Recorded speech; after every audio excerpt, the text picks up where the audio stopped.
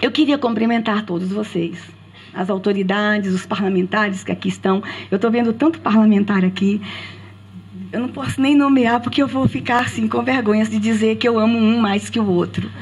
São 22 anos ao lado, 20 anos ao lado desses parlamentares, respeitada por todos eles. Fui serva desses parlamentares por 20 anos, mas fui parceira, fui companheira. E vou dizer uma coisa, eu posso falar, fui pastora de alguns também. O Estado é laico, mas sou terrivelmente cristã.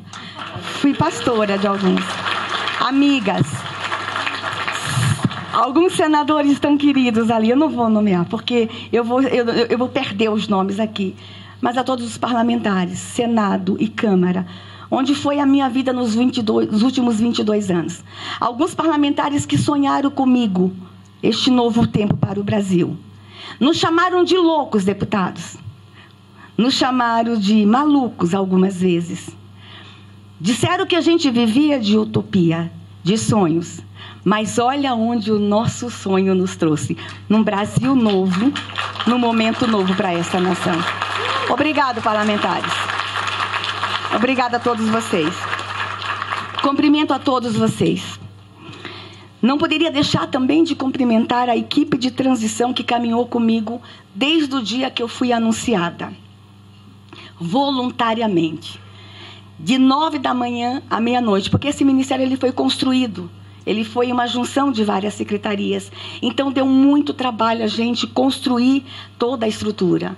Voluntários que vieram de Sergipe, do Espírito Santo. Voluntários que vieram de todos os lugares do Brasil. E aqui eu quero fazer justiça a uma voluntária linda, incrível. A Desirê. A Desirê. Desirê, que veio do Mato Grosso do Sul, jovem, negra, extraordinária, e que veio nos ajudar a escrever as políticas públicas para a Secretaria da Mulher, e por ter sido vista lá nos corredores, sofreu tanto na imprensa. Nosso abraço, nosso carinho a Desirê, e ela não está fora desse time, saibam disso. Quero agradecer ao presidente Bolsonaro por ter acreditado e confiado e me convidado para ser a ministra. Alguns disseram que eu não tomaria posse ontem. Oh, consegui, yes! Disseram, inclusive, que iam me matar. Não conseguiram. Estou aqui. Agradeço ao presidente Bolsonaro, mas antes de tudo eu agradeço a Deus por essa oportunidade. Em 2018, a Declaração Universal dos Direitos Humanos completou 70 anos. Temos muito a comemorar. No entanto, ainda temos muito no que avançar. Avançar no cuidado integral, na construção e implementação de políticas públicas que não sirvam mais para fins eleitoreiros e enriquecimento ilícito. Temos que avançar na construção e efetivação de políticas públicas que sejam duradouras, estruturais e promovam ao nosso povo melhores condições de vida plena em todas as suas vertentes. E por falar em vida, eu falo vida desde a concepção.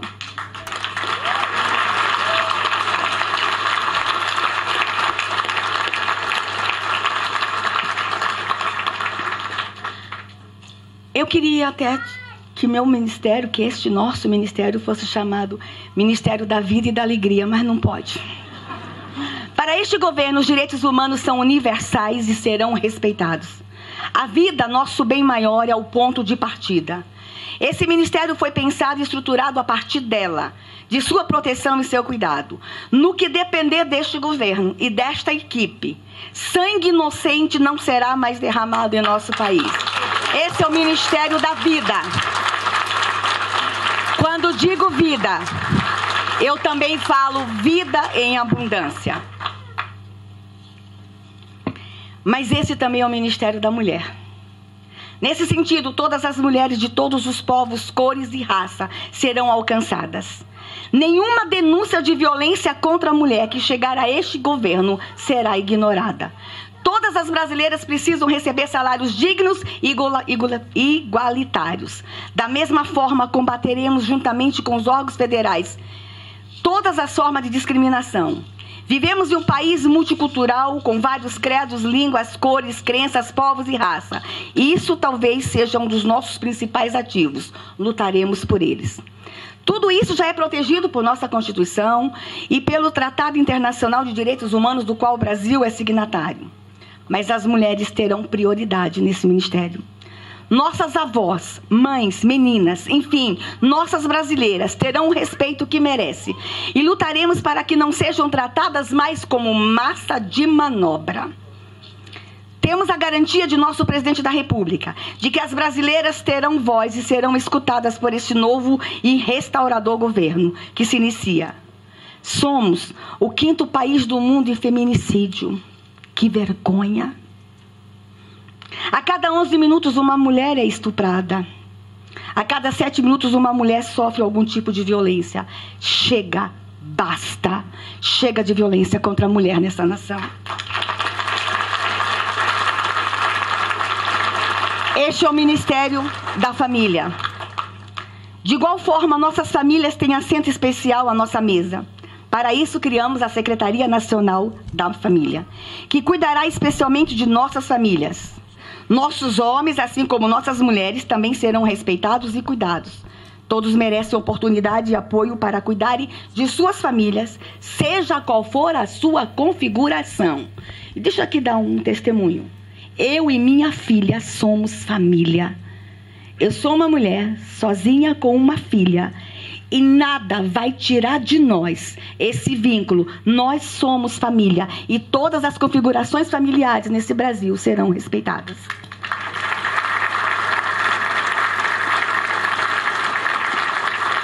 Para alcançar nossos objetivos, trabalharemos de forma especial por política de fortalecimento de vínculos familiares, inclusive por meio da solidariedade intergeracional, além da promoção de relacionamentos saudáveis entre os mais jovens e os mais velhos.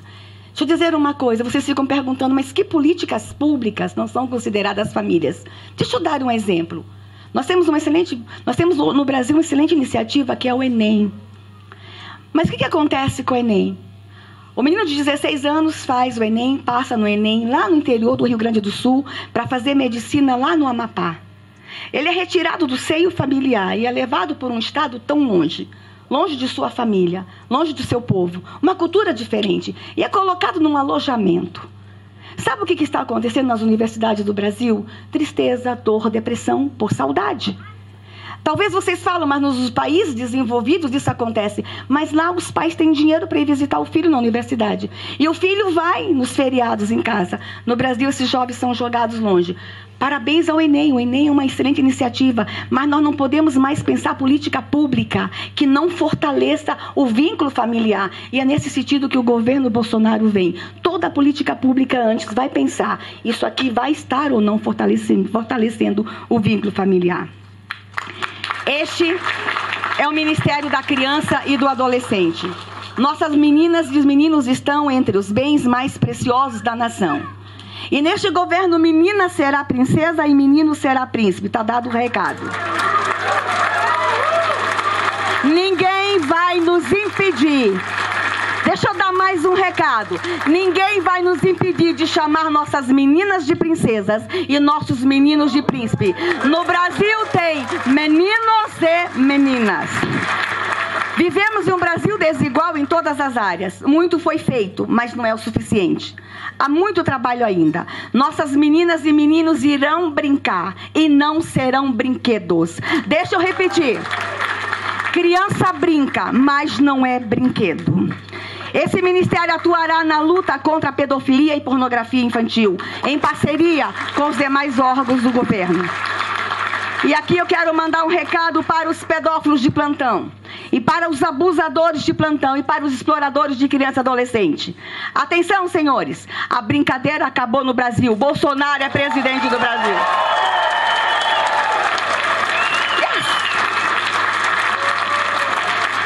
Deixa eu mandar um recado também para os turistas que fretam aeronaves para vir no Brasil pegar nossos meninos e meninas. Venham para o Brasil. Venham conhecer a floresta amazônica. Venham na Bahia comer acarajé. Vai no Rio de Janeiro conhecer o Cristo Redentor Copacabana. Vá lá em Minas comer pão de queijo. Vai no Rio Grande do Sul comer churrasco. Mas não venha no Brasil mais pegar crianças e adolescentes, não. Porque Bolsonaro é presidente do Brasil. Um novo tempo nasce nessa nação. Seremos implacáveis com aqueles que destroem a infância das crianças brasileiras. Os abusadores, os consumidores de pornografia infantil, o crime organizado, entre outros. E aqui eu quero lembrar, Sérgio Moro é ministro do governo Bolsonaro.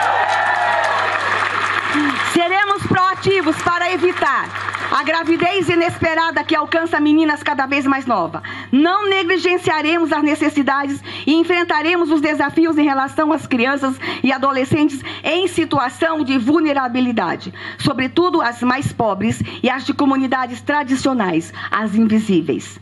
Um dos desafios desse atual governo é acabar, com o abuso da doutrinação ideológica. Trabalharemos junto com o poder público para construir um Brasil em que nossas crianças tenham acesso à verdade e sejam livres para pensar. Acabou a doutrinação ideológica de crianças e adolescentes no Brasil.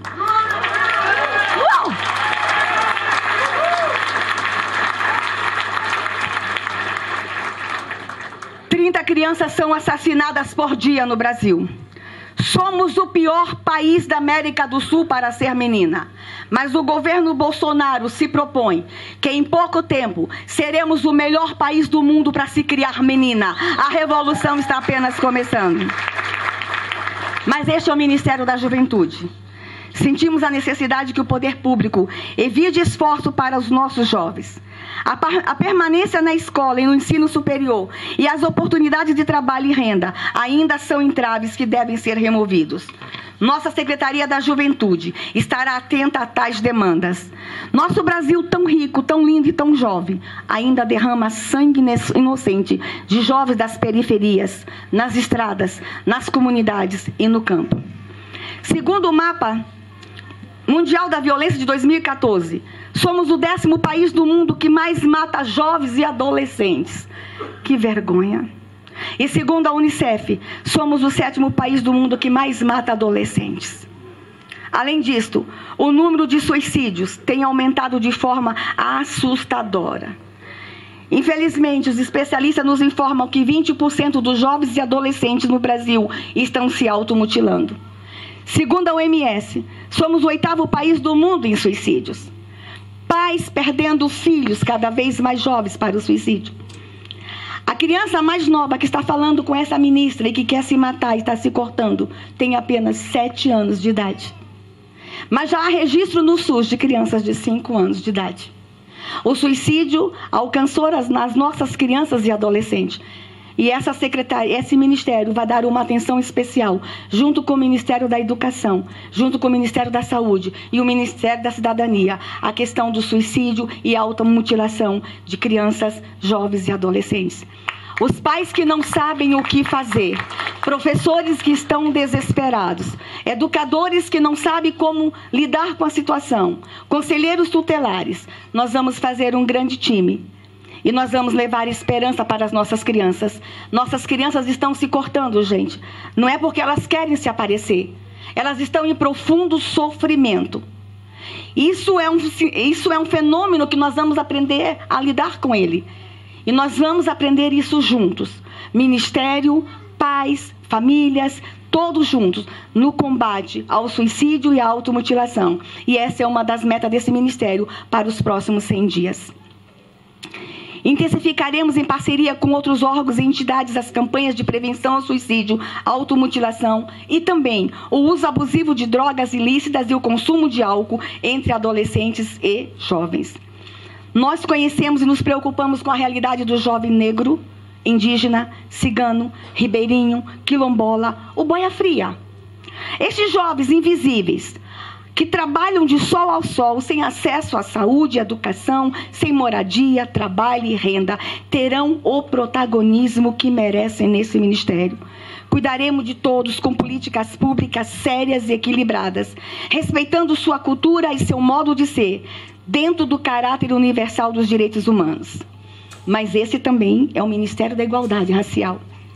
Um dos principais ativos de nosso país é a diversidade cultural. Povos, línguas, raças, credos e cores fazem parte da alma do povo brasileiro. Todos nós temos um pouco de cada um. Esse ministério cuidará de todos, respeitando as suas individualidades, promovendo políticas públicas equitativas que ofereçam oportunidades e proteção a todos. Gente, nós temos nessa nação 305 povos indígenas diferentes. Vocês conseguem entender a grandiosidade dessa nação? Fala-se mais de 200 línguas indígenas no Brasil. Esse país é lindo, é belo. A pluralidade cultural desta nação é o que nós temos de mais lindo para mostrar para o mundo. Nós temos 3 povos ciganos que falam 3 línguas diferentes. Somos 800 mil índios e mais de 1 milhão de ciganos. Este país é incrível, é belo e nós não vamos entregar esta nação. Essa nação é do povo brasileiro, essa nação é nossa, essa nação é de todos nós.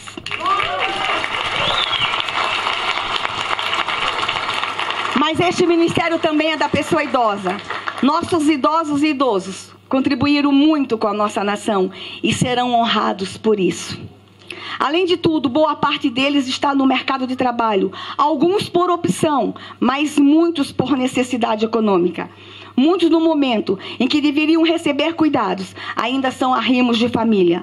Lutaremos com os idosos, por meio da Secretaria do Idoso, para que o Estatuto do Idoso seja respeitado integralmente nessa nação. Mas este é o Ministério da Pessoa com Deficiência. Quero falar especialmente com as pessoas com deficiência. A Lei Brasileira de Inclusão é uma das nossas principais bandeiras. E aqui quero dizer aos nossos parlamentares, foram 14 anos para a gente aprovar a LBI no Congresso Nacional. Chega a doer falar isso para vocês. Uma lei tão importante. 14 anos de luta. Vocês não têm ideia os entraves nos bastidores que nós, assessores, tivemos que enfrentar. E os parlamentares comprometidos com as pessoas com deficiência. Consegue imaginar? 14 anos para aprovar uma lei de inclusão no Brasil.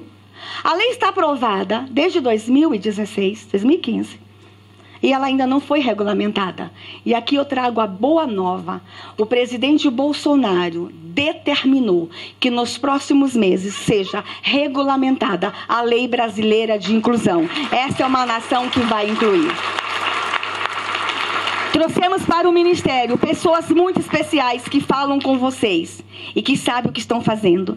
Nossa Secretaria da Pessoa com Deficiência terá o papel de desenhar e implementar políticas públicas especiais e lutar pela legislação que garanta tais direitos. A acessibilidade, em todos os níveis, ainda é um desafio que superaremos juntos. Contem conosco. E aqui, quando eu falo da regulamentação da LBI, a Secretaria estará ainda aos acampamentos de ciganos, para saber qual cigano ainda não tem com deficiência, que ainda não tem benefício. A Secretaria estará indo nas aldeias que nos forem abertas. Todos os índios com deficiência terão acesso ao benefício. A Secretaria estará indo às ruas, buscando as pessoas com deficiência que estão jogadas, algumas no fundo de uma casa, sem nenhuma assistência, abandonada pela família. As pessoas com deficiência serão e estarão no protagonismo deste ministério. É um novo tempo para as pessoas com deficiência no Brasil. Mas este também é o Ministério da Proteção Global. Lutaremos contra a tortura. Teremos um diálogo aberto com a comunidade LGBTI. Nenhum direito conquistado pela comunidade LGBTI será violado. Combateremos o trabalho escravo. Apoiaremos as pessoas em situação de risco, o morador do semiárido, o morador de rua. Protegeremos as testemunhas ameaçadas e promoveremos a educação integral voltada aos direitos humanos. Agora eu quero falar de mim.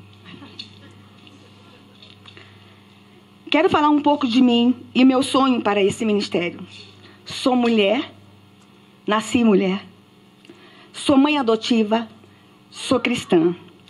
Nasci no Paraná, estudei em São Paulo, segui para o Nordeste. Morei na Bahia, Sergipe e me autodeclaro sergipana, porque Sergipe é o paraíso. Estou há mais de 20 anos em Brasília. No entanto, passei boa parte de minha luta lá no Nordeste, então eu sou nordestina. Meu coração é nordestino. Sou como muitas mulheres brasileiras. Trabalho, cuido da minha casa e da minha família. Vivi a dupla jornada, como muitas das mulheres no Brasil. Boa parte da vida tripla, durante as faculdades de pedagogia, direito e os cursos de especialização. Trago a experiência de mais de 30 anos na luta pelos direitos humanos. Já dormi na rua para proteger meninas e meninos de rua. Tem um deputado ali que me conhece desde que eu tinha 2 anos de idade. Já caminhei com os perseguidos em todas as esferas que vocês possam imaginar. Já apanhei da polícia na rua, e muito. Não era para falar isso, mas eu vou falar. Conheço de perto a luta dos povos indígenas. Sou mãe de uma menina indígena. A mais linda indígena do mundo é minha filha.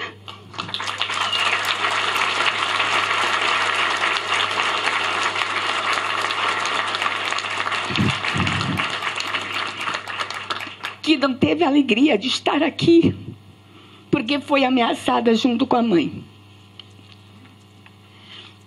Queriam nos matar, porque a gente acredita que é um novo momento para o Brasil. Queriam nos matar, disseram que iam nos matar, mas é difícil matar essa ministra. Mas por recomendação, a minha filha não está em Brasília. Deve estar de longe assistindo a mãe. Te amo, Lulu.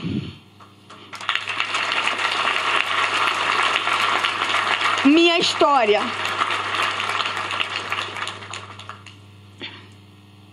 Minha história não foi respeitada. E por muitos meios de comunicação. Como vocês sabem, senti na pele o abuso físico, sexual, psíquico. E nos últimos dias também o abuso moral. Foram implacáveis comigo. Minha crença virou chacota e motivos de risada, tanto nas redes sociais como pessoalmente, inclusive por grandes intelectuais, parlamentares, líderes de partidos. O abuso que sofri, algo íntimo, compartilhado entre os meus irmãos de fé e de quem nunca escondi, virou manchete de jornal. Nunca falei da minha vida íntima como discurso de Estado. Não tenho nenhum orgulho de ter sido barbaramente abusada. Isto não é orgulho e isso não me fez ministra. Não fui respeitada. Não fui respeitada como menina, como mulher, como mãe e como filha. Não fui respeitada como brasileira. Minha história não foi veiculada com muito conforto e motivo de superação, mas como escárnio por uma pequena parte da mídia de forma irresponsável. Quando riram de mim, riram de 1/3 das meninas no Brasil que são abusadas sexualmente. Chorei não por mim. Tenho meu consolador. E queiram vocês ou não, ele sobe em pé de goiaba.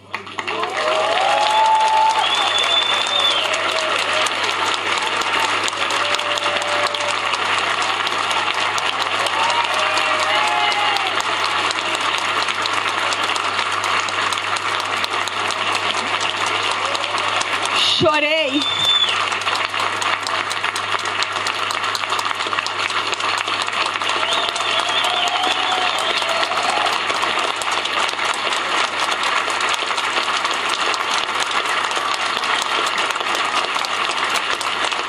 Obrigada.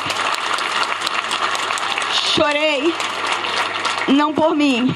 Chorei pelas meninas e meninos que são abusados, violentados e maltratados em boa parte das vezes na sua própria casa. Mais de 60% dos abusos acontecem dentro de casa. 95% dos abusadores são pessoas muito próximas das crianças. Algumas abusadas nas escolas, nas igrejas, nos lugares onde congregam para celebrar sua fé. Por aqueles que deveriam protegê-los. Chorei por aqueles e por aquelas humilhados e maltratados, que nem sempre têm um lugar para subir e chorar. Eu tive. Eu tive um lugar para clamar por alguém que veio em meu socorro. Eu tive. Choro por aqueles que o Estado não alcança e que algumas vezes não faz o mínimo esforço para alcançar.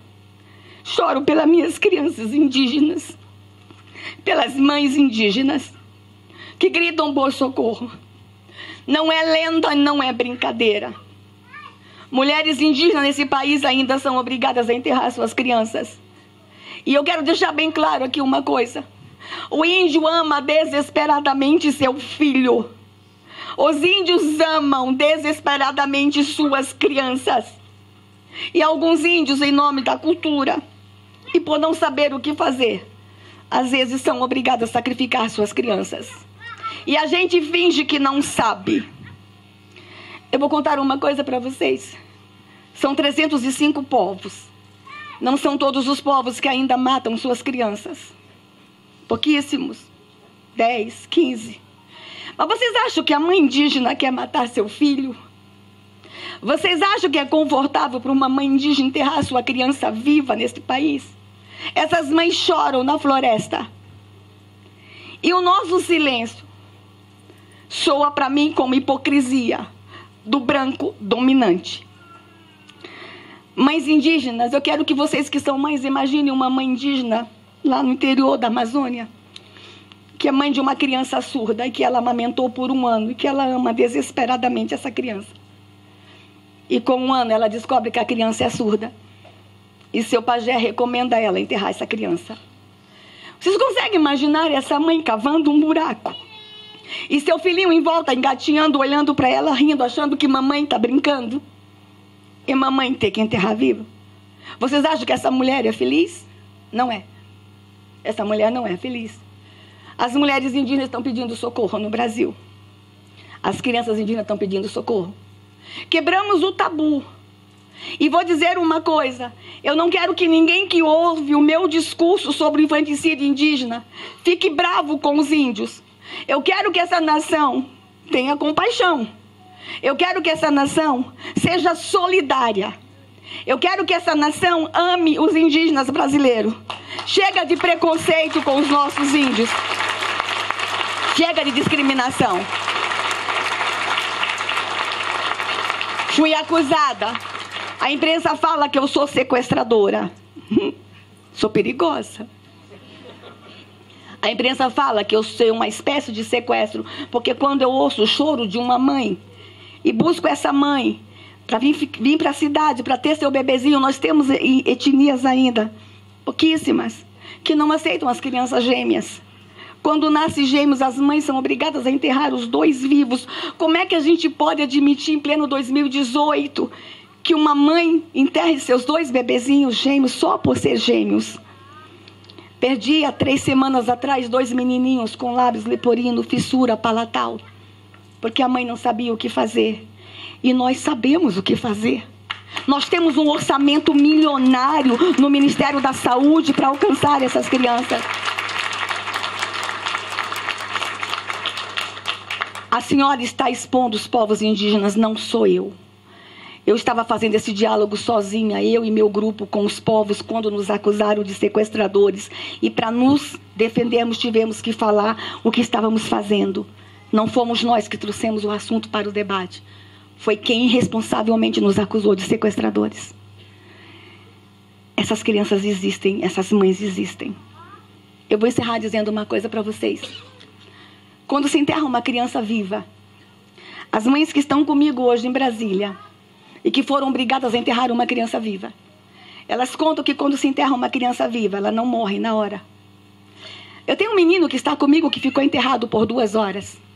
O Brasil inteiro viu o caso de Canarana, de uma menininha que ficou enterrado por 7 horas e milagrosamente sobreviveu há menos de 6 meses atrás. As mães dizem para mim que quando se enterra uma criança viva, ela não morre na hora. Ela chora debaixo da terra. Ela chora por muito tempo antes de morrer. É o choro, ministro Osmar, que os governos anteriores não escutaram. É o choro que os presidentes anteriores da FUNAI não escutaram. É o choro que o Brasil não escutou. Mas eu vou dizer uma coisa para vocês como uma terrível cristã. É o choro que o grande Tupã escuta. E o grande Tupã ama curumim.